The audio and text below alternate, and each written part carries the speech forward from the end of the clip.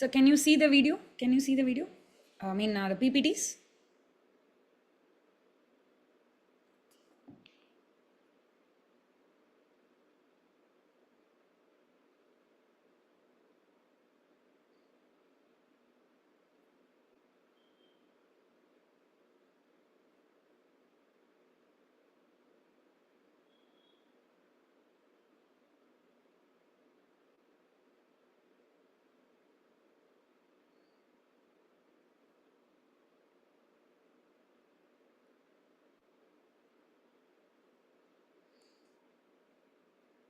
Hello Darshan sir, you're there? Uh, Ma'am, this is Navneet. Yes, your video is visible. Means your Okay. screen is visible. Yeah, yeah, sure. Hi, I'm Dr. Bhuvaneshwari. I'm a practicing intensivist from Orissa for now. So, I hope you had better clarity about hepatic encephalopathy, pancreatitis, IAP today. So, today we will be discussing about liver failure. So, I'll be covering acute liver failure, CLD, and the use of albumin in CLD, which are all important questions, theory questions. So, let us start. So, let us start with acute liver failure. So, what is acute liver failure? So, basically, it is a reversible liver injury that is within 26 weeks from the onset of the disease, which includes coagulopathy, encephalopathy, and worsening jaundice. So, it is a severe liver injury, reversible in nature, with the onset of hepatic encephalopathy, coagulopathy within 26 weeks of the first symptoms in the absence of pre existing liver disease.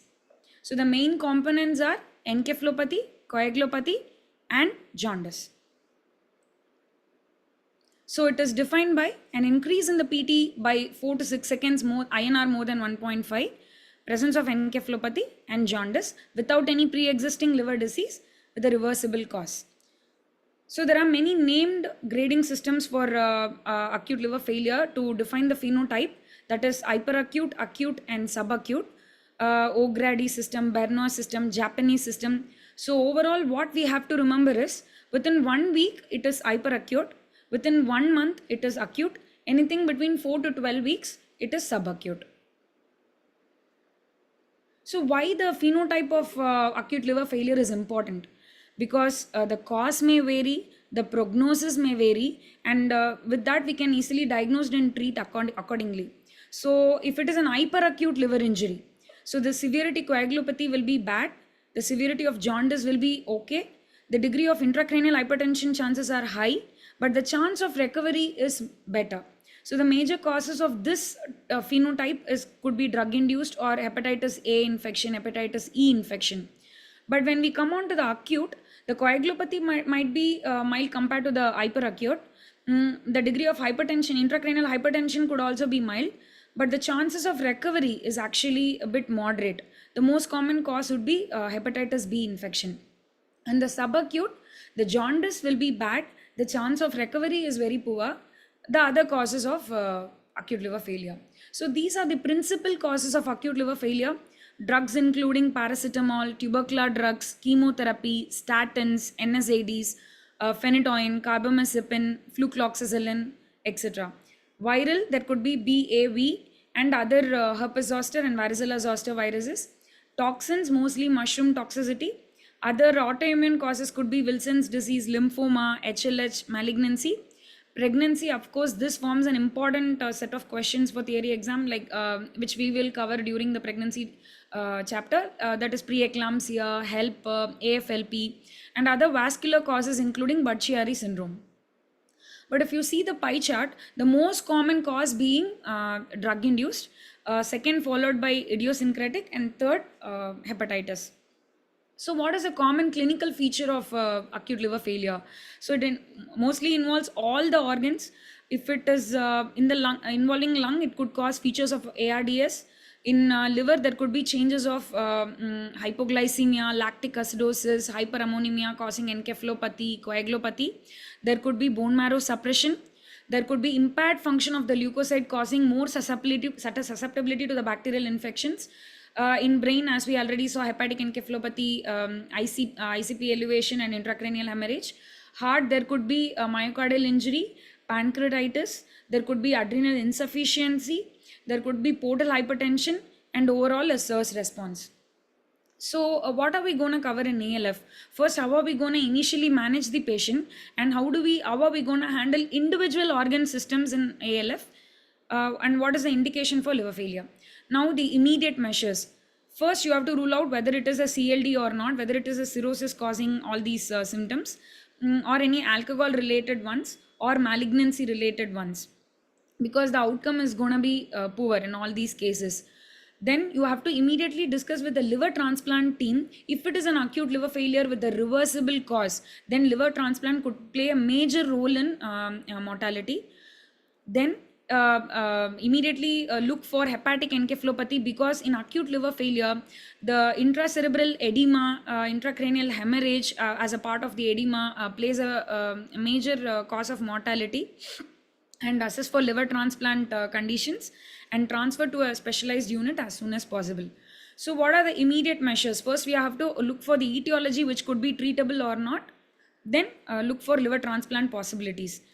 So, the etiology, coming on to the etiology, if it is an acute liver failure due to drug related cause, viral hepatitis cause, toxin induced cause, vascular cause, autoimmune cause, pregnancy cause, then the chances of liver transplant helping with the mortality is very high. But if it is because of HLH or a malignancy or a lymphoma, then the chances of liver transplant helping the patient is very less. So, coming on to the differential diagnosis, it is nothing but the cause. So, what are all the various presentations? In paracetamol, there could be transaminitis, which may be very prominent. There could be other organ involvement like renal involvement. In non-paracetamol causes, there could be a subacute clinical course. In acute Budd-Chiari syndrome, there could be abdominal pain, ascites, hepatomegaly.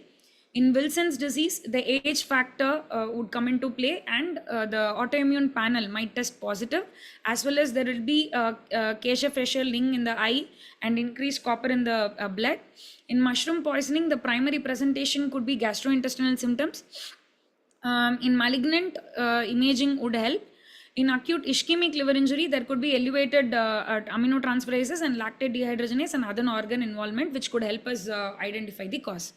So the initial monitoring should involve airway breathing circulation monitoring, and the standard care which we follow in ICU, the glycemic target, stress ulcer prophylaxis, and maintaining the hemodynamics, and try to avoid sedatives, hepatotoxic, nephrotoxic drugs, and definitive treatment. If it is paracetamol, then N-acetylcysteine could be of help.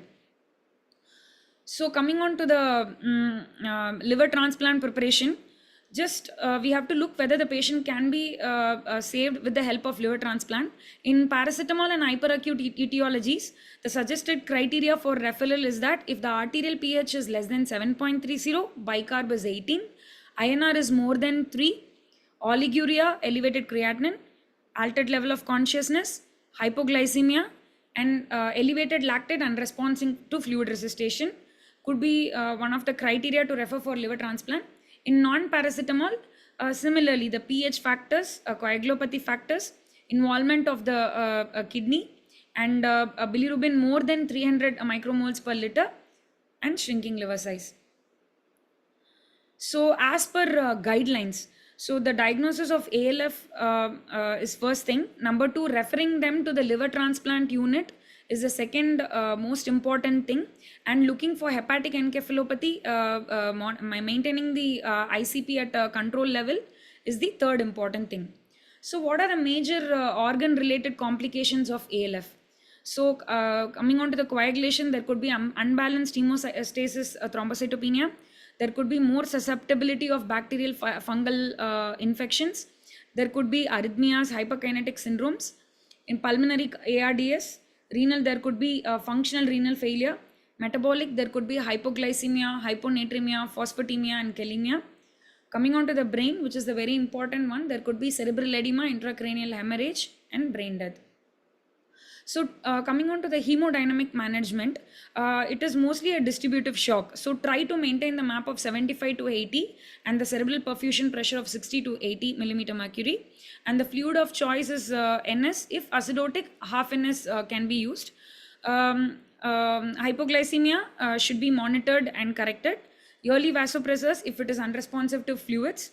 Vasopressin, terlipressin as a second choice of vasopressors, and trial of steroids only if there is a refractory hypotension, and albumin if the crystalloids doesn't have a role.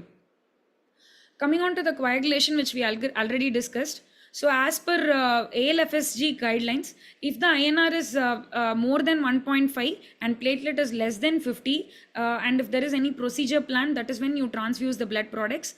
And if FFP does not help, then you can use recombinant factor 7A. So, as Dr. Darshan discussed before, the causes of hepatic encephalopathy, that is the most important thing to be kept in consideration when you are handling with acute liver failure. So, it usually starts, it could be from trivial lack of awareness to deep coma. There could be associated symptoms like headache, vomiting, asterisk, agitation, hyperreflexia, and clonus.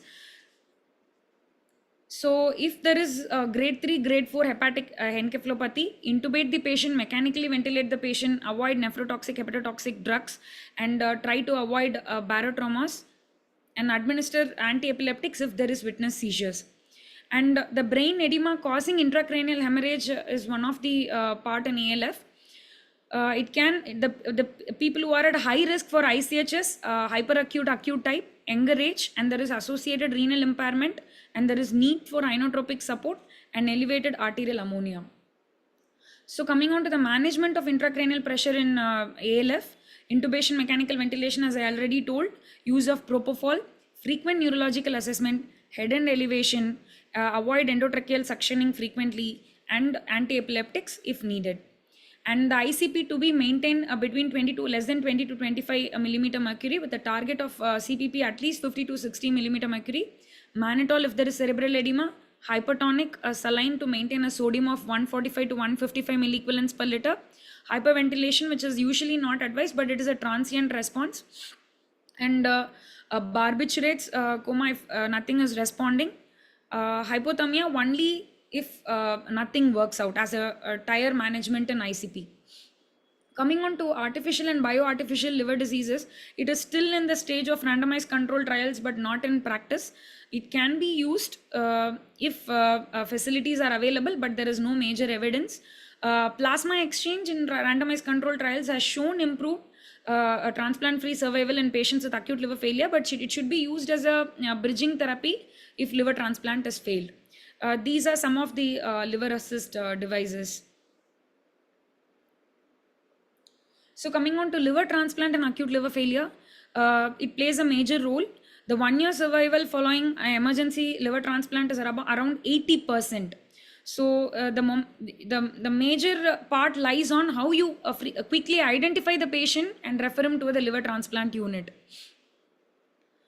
So, a selection of candidates for liver transplant based on age, severity of hepatic encephalopathy, and severity of liver injury. There are various criteria to choose. King College criteria, as I already told you, due to paracetamol, not due to paracetamol criteria is there. Clichy criteria, same, it involves confusion or coma. Factor 5 less than 20% of normal if the age is less than 30 years. Factor 5 less than 30% if the age is more than 30 years. So this is about acute liver failure.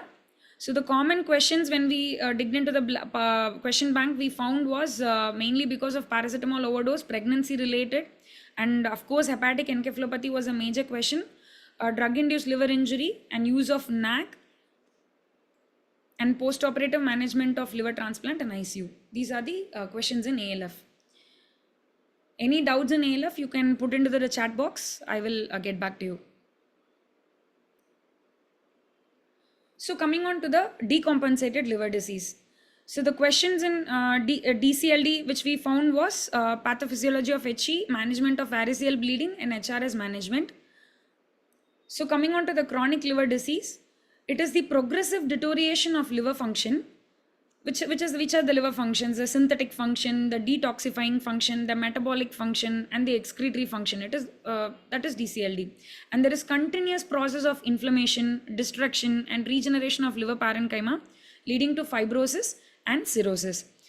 So it is a final stage of CLD that which involves a disruption of the liver architecture, formation of nodules, vascular reorganization, neoangiogenesis, and deposition of extracellular matrix. So what is the etiology of DCLD? The most common cause is alcoholic liver disease with or without hepatitis, which is the most frequent cause, and non-alcoholic fatty liver disease involving metabolic syndrome with obesity, hyperlipidemia, diabetes mellitus, NASH, leading to fibrosis of the liver, and chronic viral hepatitis because of BCD infections.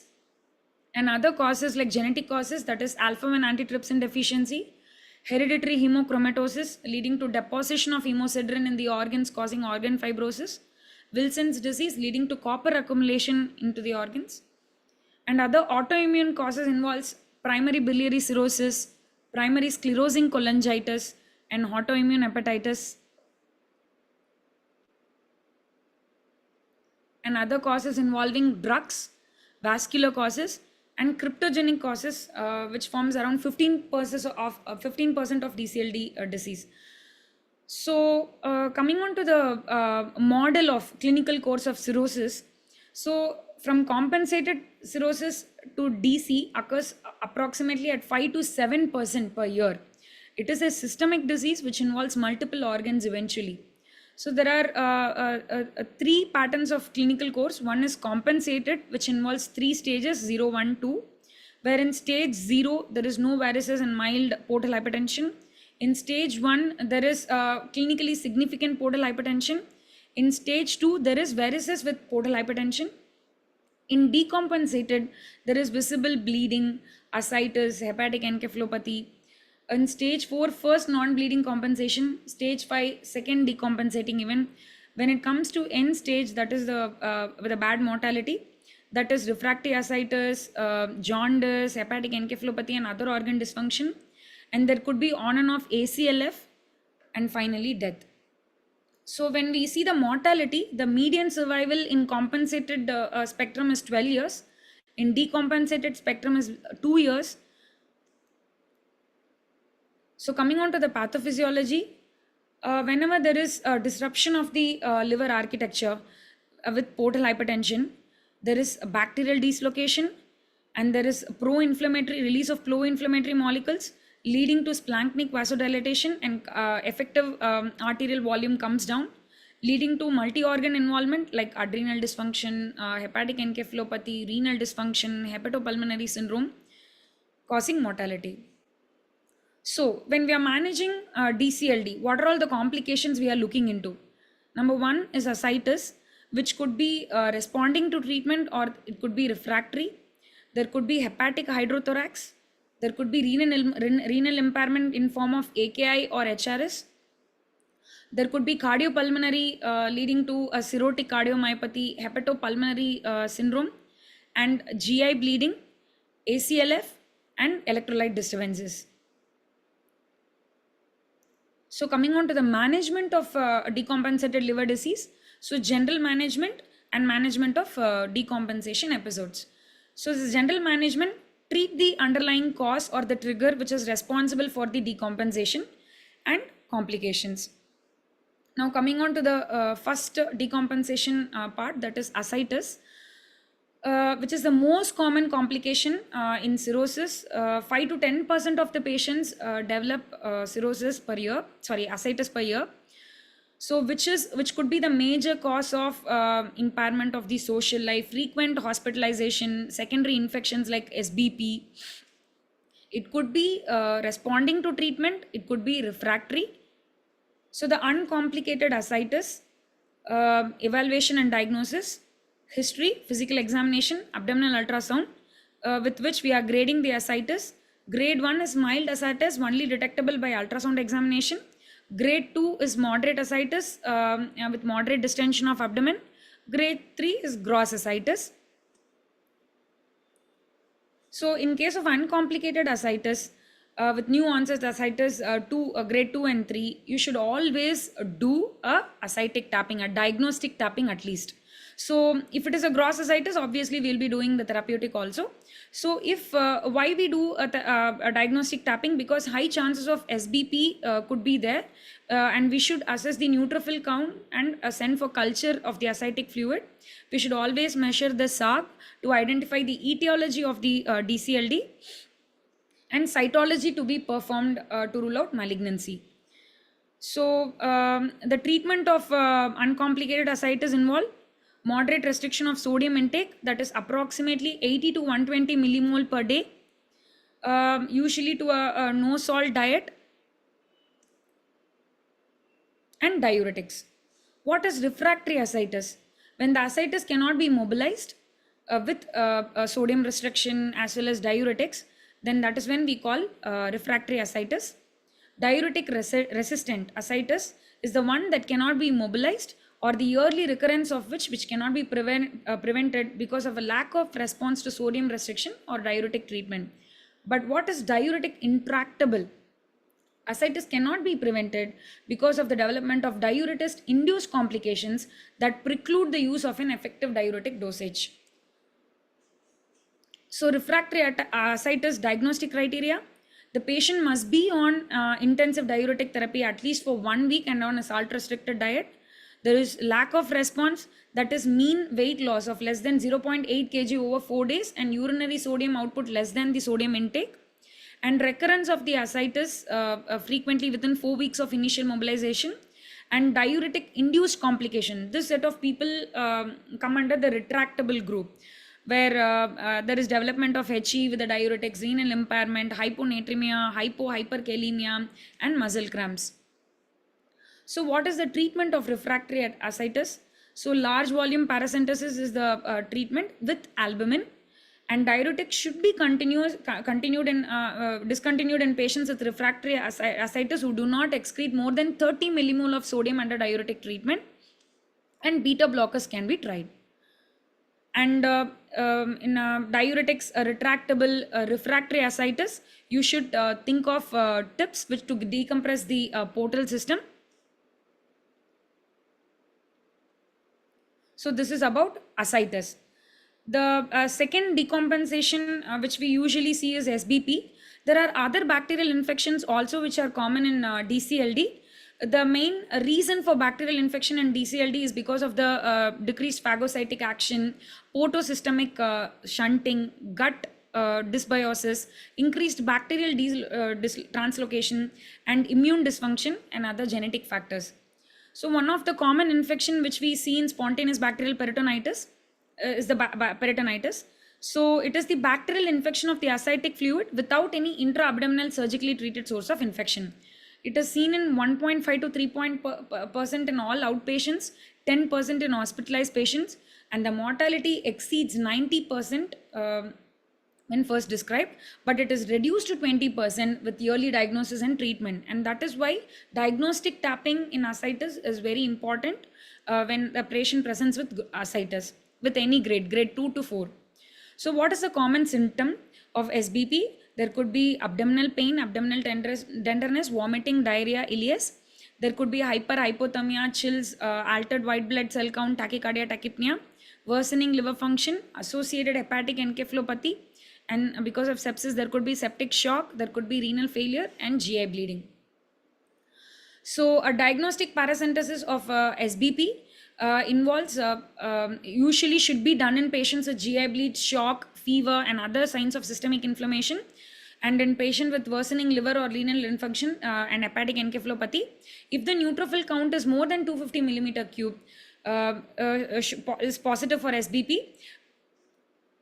If it is less than that, then any signs and symptoms of systemic inflammation should be started with antibiotic.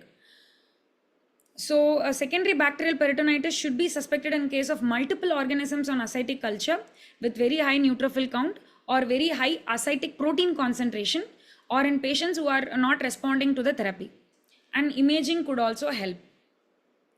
Coming on to the third complication of DCLD, that is hepatic hydrothorax, it is the accumulation of transudate in the pleural space in the absence of cardiac, pulmonary, and pleural disease.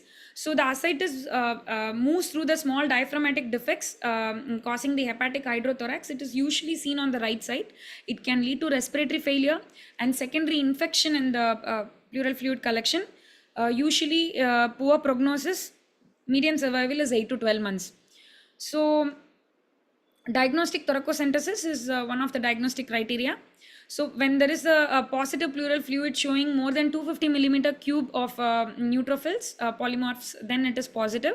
If there is a negative pleural fluid and counts are more than 500 in the absence of pneumonia, that is also a diagnostic criteria.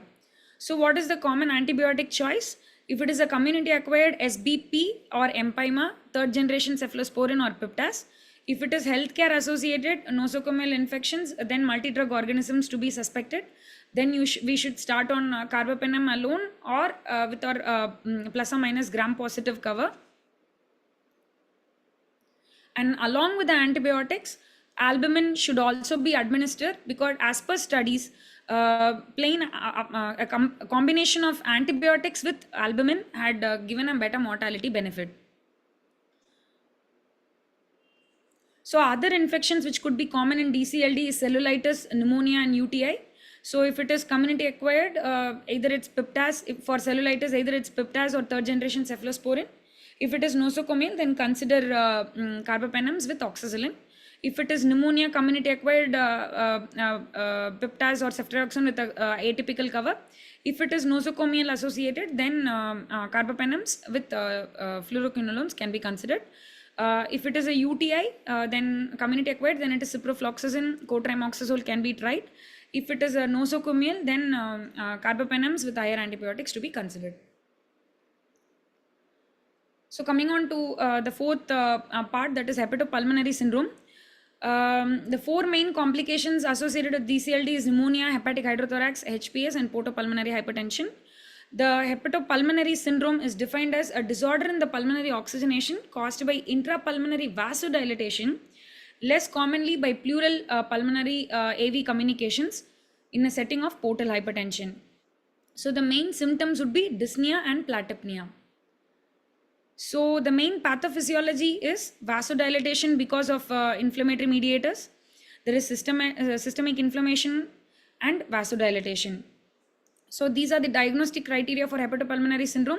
There is an oxygenation defect. There is intrapulmonary vasodilatation, which is proven by radioactive lung perfusion scanning. And there is underlying liver disease.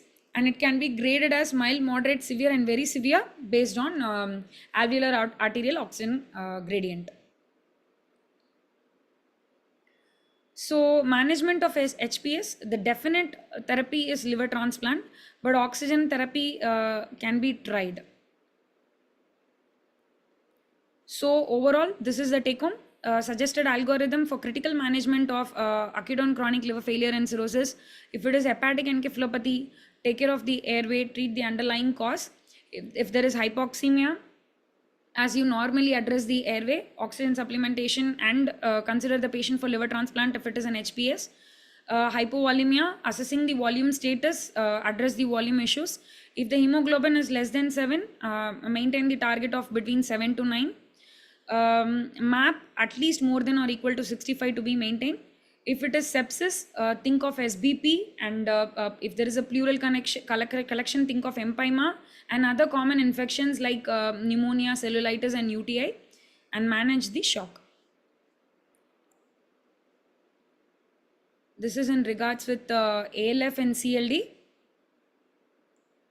So quickly we'll finish off the use of albumin in liver cirrhosis, which is a very important question in exam.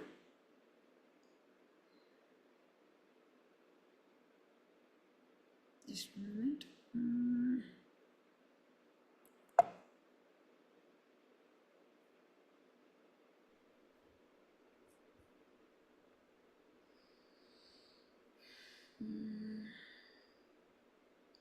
Share screen. Yes.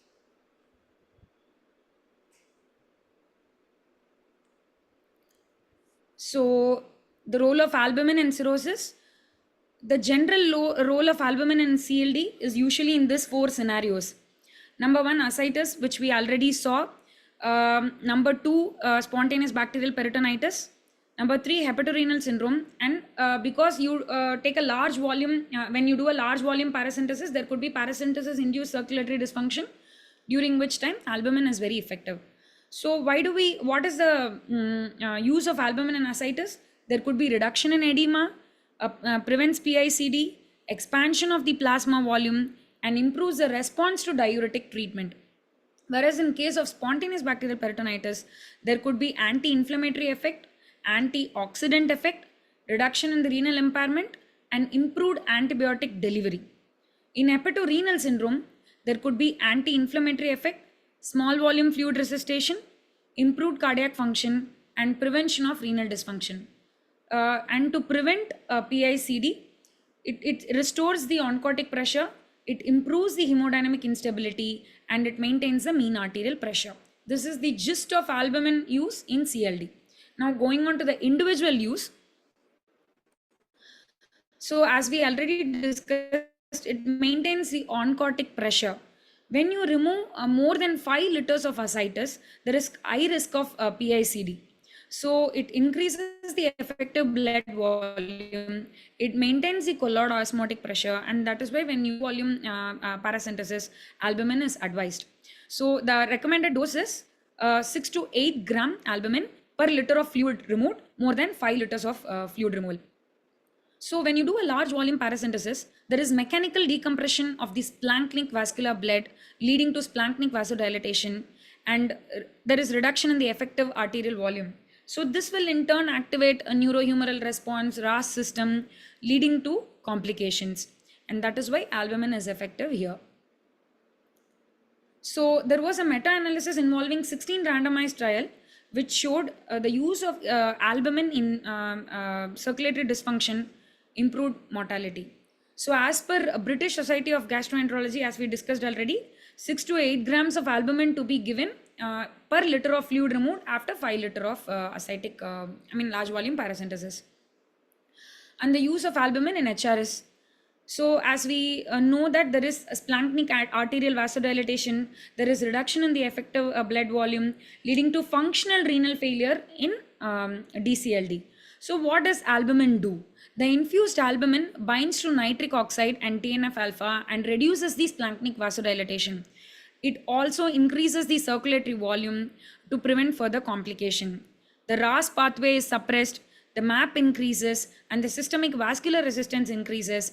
There is resolution of hepatorenal syndrome.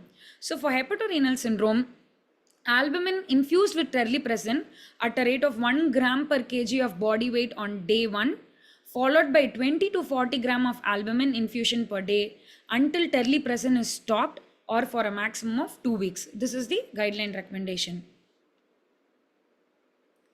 So coming on to the evidence, as per systematic review and meta-analysis, albumin plus terlipressin reduces the mortality in hepatorenal syndrome. So coming on to spontaneous bacterial peritonitis. So in general, in cirrhosis, there is poor phagocytic and reticuloendothelial system function. So when you administer albumin, there is significant increase in MAP as well as there is anti-inflammatory effect. So the dose indicated is 1.5 gram per kg upon diagnosis of SBP, and then 1 gram per kg of body weight on the third day. If the creatinine less than 1 milligram per deciliter, and if the bilirubin is less than 4 milligram per deciliter, then the albumin infusion can be stopped. So this is the evidence for SBP. What they have found is, along with albumin and antibiotic, the mortality is reduced rather than plain antibiotic. So how does it help with hepatic encephalopathy in DCLD? So being a potent plasma expander, it reduces the levels of ammonia in plasma by increasing the urinary ammonia excretion. And because of albumin's unique structure, it can have anti-inflammatory effect, preventing the breach of blood-brain barrier. Because of its antioxidant effect, The ions of copper and iron form free radicals that contribute development of edema in He. So albumin binds to these metal ions and exhibit a protective effect. And as per studies, albumin with lactulose, there is reduction in the mortality in hepatic encephalopathy, but this is just few studies, not good randomized control studies I could find of. So overall, as a gist, the use of albumin in cirrhosis, from the disease perspective, as per ANSWER trial, 40 gram twice a week, first and second week, and then 40 gram per week. Coming on to the complications perspective, if it is a large volume paracentesis, we saw we should give 6 to 8 grams of albumin for every liter removed more than 5 liters. In spontaneous bacterial peritonitis, 1.5 gram on the first day, followed by 1 gram per kg on the third day with antibiotics. And in hepatorenal syndrome, 1 gram per kg for 2 days, followed by 20 to 40 grams per day with terlipressin is useful, reduces the mortality. So this is the gist of albumin use in CLD. This is a very important question because they had asked with evidence, critically apprise the use of albumin in CLD. You should remember the evidence. Okay, now I will pass on the mic to the next speaker.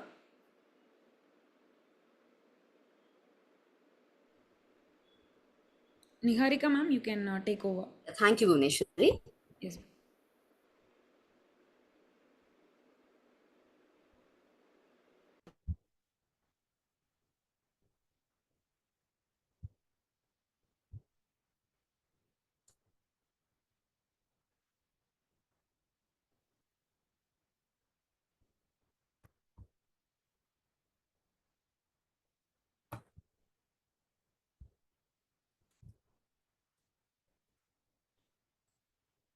So you people are able to see the slides? Yes, ma'am. Yes, ma'am. Put on the PowerPoint mode. It is seen. Sure.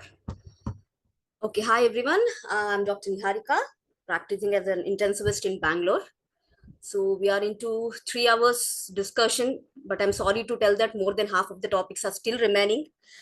So we'll try to make it fast and crisp. So the next important topic is regarding hepatorenal syndrome.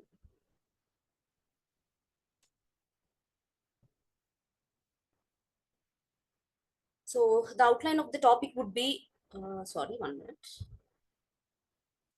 So the outline of the topic would be the definition, what is the diagnostic criteria, the classification of HRS, the older and the newer classifications, the pathophysiology, the risk factors, and the management. So coming to the previous year questions, actually HRS is asked recently in all the DRND question papers. So in 2023, the HRS